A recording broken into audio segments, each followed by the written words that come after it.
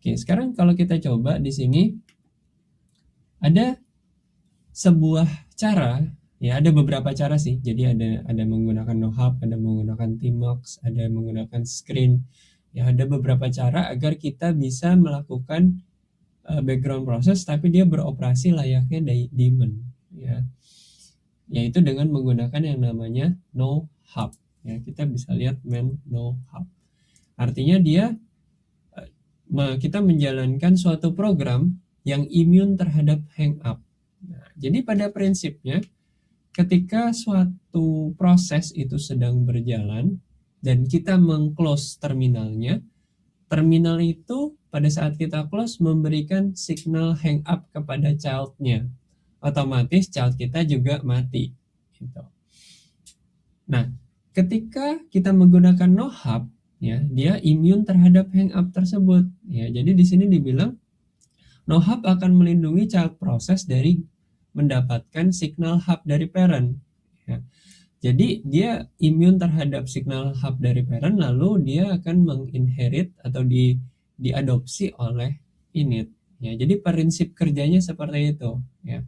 Mengenai teknisnya sangat mudah ya, karena hanya menambahkan komen nohub di bagian depan. Secara default nanti dia akan memberikan output berupa nohub.out. Nohub.out inilah yang nanti akan menjadi output dari program kalian, ya. Dan kalau kita coba lihat, kita coba contohkan di sini, ya, kita coba jalankan ya dengan menggunakan nohub, ya. Terus kita jalankan loop one.sh, lalu kita kasih ampersand di belakangnya. Oke, sebelumnya saya mau coba remove dulu nohub.out yang sebelumnya agar cukup bersih.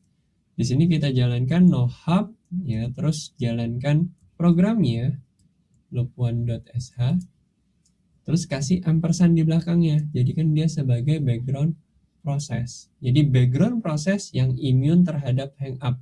Kalau kita hanya menggunakan ini saja, ya, otomatis dia hanya menjadi background proses. Ketika kita close terminalnya, dia tetap mengikuti signal hub. Tapi kalau kita tambah no hub di sini, maka dia imun terhadap hangup. Oke, dia sudah berjalan di background. Nah, outputnya di mana? Biasanya dia akan keluar echo program loop one. Oke, dia akan mengeluarkan output secara default di nohub.out, ya. Jadi kalau kita lihat di sini program loop 1, program loop 2, kalau kita buka lagi, kita update lagi, dia akan nambah secara terus-menerus sesuai dengan program kita, ya. Nah, bagaimana jika di sini saya coba menjalankan lagi di sini nohub yang saya jalankan program yang kedua, ya. Jadi dua-duanya saya jadikan background proses yang imun terhadap hangup. Nah, jadi kalau kita jalankan di sini, kita bisa lihat konsol saya cukup bersih. Kenapa? Karena semua standar output itu di redirect ke dalam yang namanya nohub.out, ya. Jadi outputnya program loop 1, program loop 1 tadi kan sebelumnya program loop 1 beberapa kali baru jalan program loop 2. Jadi outputnya secara default. Kita bisa merubah ya nohub.out jadi program jadi log lainnya, ya. Silahkan kalian bisa customisasi hal tersebut, ya. Oke, karena dua-duanya sudah masuk ke dalam nohub.out, saya coba pantau di sini ya untuk prosesnya. Kalau kita lihat di sini PS 199.690 dan 200.114. Kalau kita lihat kita coba ya.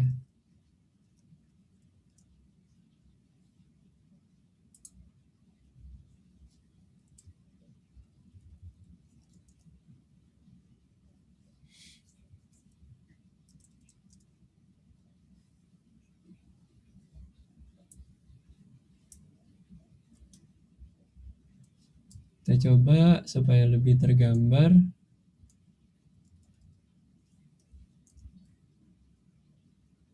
Oke, kita coba EJ.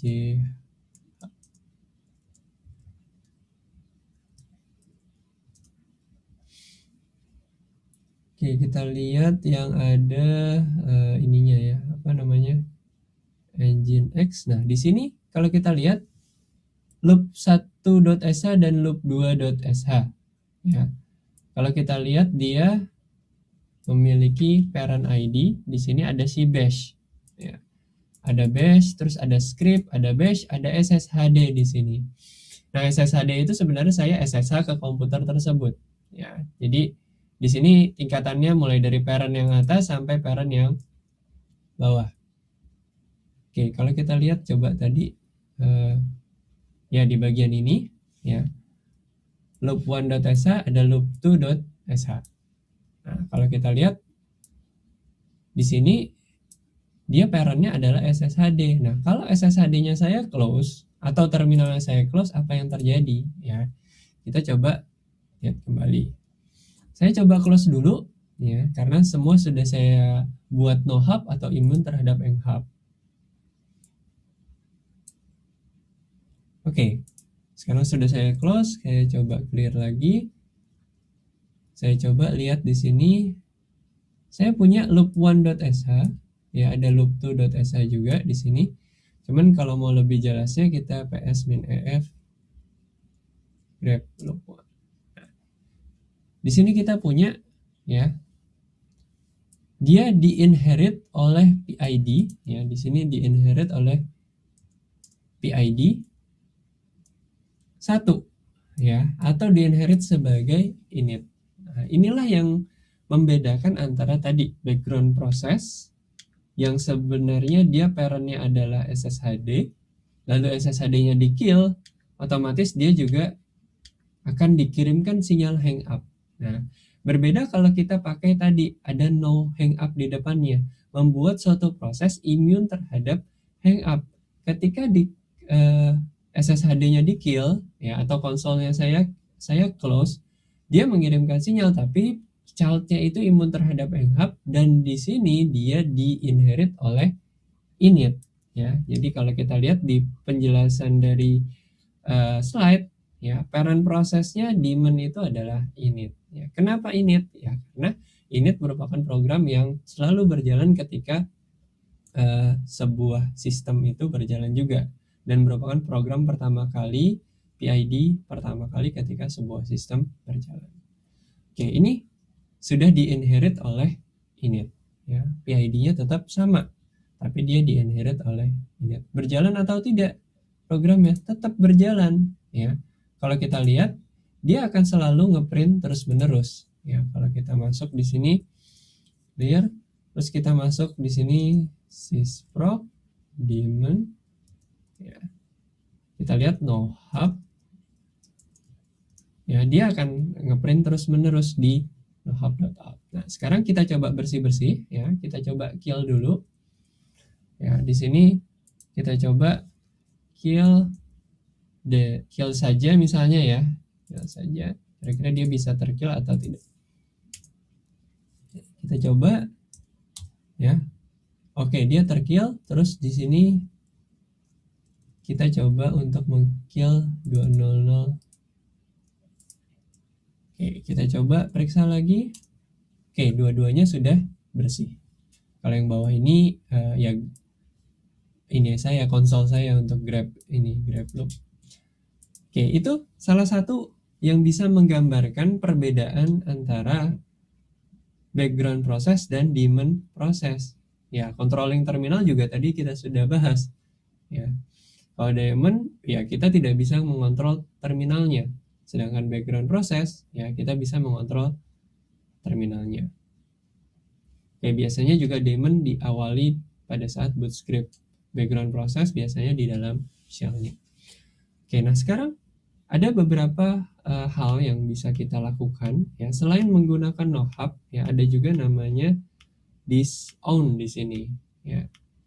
Oke, di sini ada contoh berikutnya yaitu mengenai no hub example ya. Ini ada contoh lain menggunakan no hub.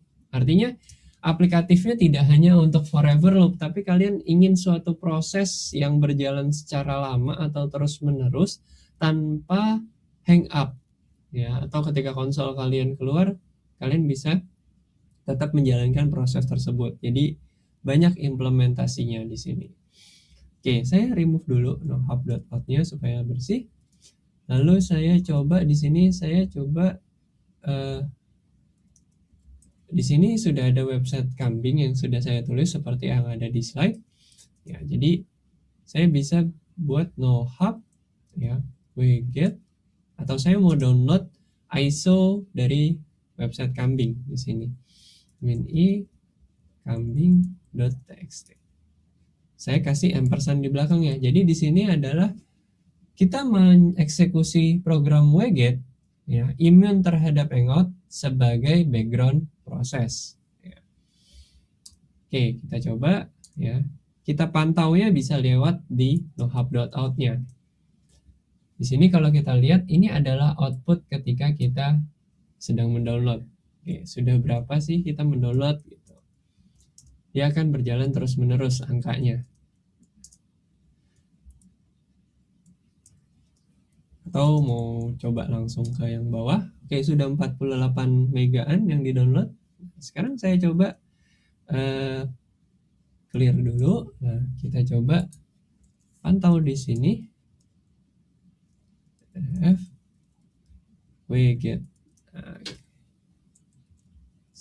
grab.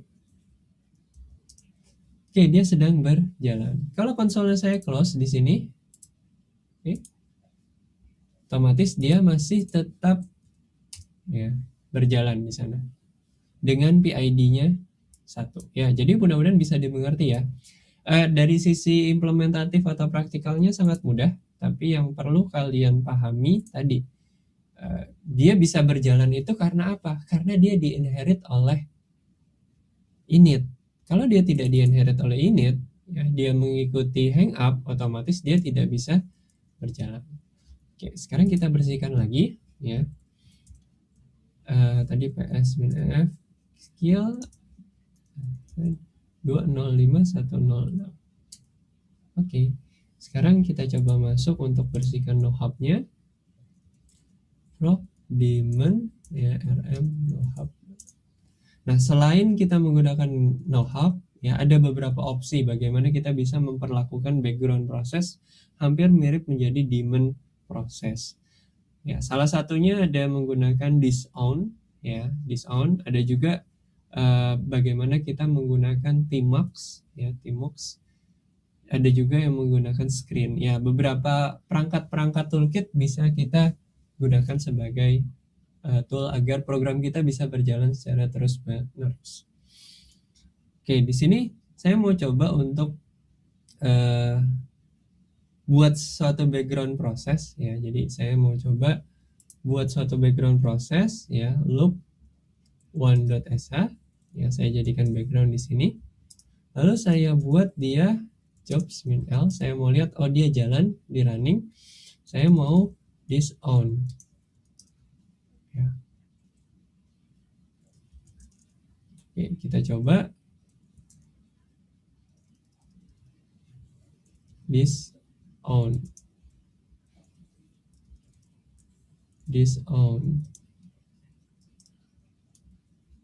Clear, disown.